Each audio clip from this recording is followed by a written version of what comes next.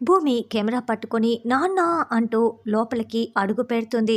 అప్పుడు నక్షత్ర భూమికి అడ్డుగా వచ్చి, ఎవరే నువ్వు నాన్న అని పిలుస్తూ ఇలా వస్తున్నావు, వెళ్ళవే అని భూమిని గెంటేస్తూ ఉంటుంది. చూడు నక్షత్ర, అటు తప్పుకో అని భూమి చెప్తుంటే చెర్రి పక్కనే ఉంటాడు. అయినా కూడా నక్షత్ర వెళ్ళవే వెళ్ళు అని గెంటేస్తూ ఉంటే వెంటనే భూమి నక్షత్ర చెంప పగలగొడుతుంది. దాంతో నక్షత్ర కింద కుప్పకూలిపోతుంది.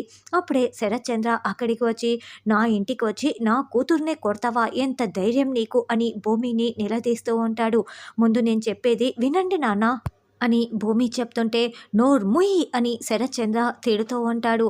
కేపీ, మీరా అందరూ హాల్లోకి వచ్చి ఇదంతా చూస్తూ ఉంటారు. నాన్న, ముందు కెమెరాలో ఉన్న ఈ వీడియోని చూస్తే మీకే అర్థమవుతుంది నాన్న అని భూమి కెమెరాని చూపిస్తూ ఉంటుంది.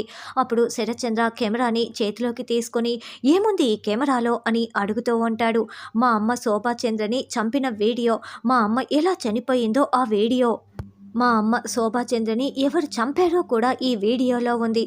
అపూర్వ పిన్నిని నెత్తి మీద పెట్టుకొని దేవతలా చూసుకుంటున్నారే, తను ఎంత పెద్ద రాక్షసో ఈ కెమెరా మీకు చూపిస్తుంది నాన్న అని భూమి చెప్తూ ఉంటే కేపీ కూడా ఇదంతా వింటూ ఉంటాడు.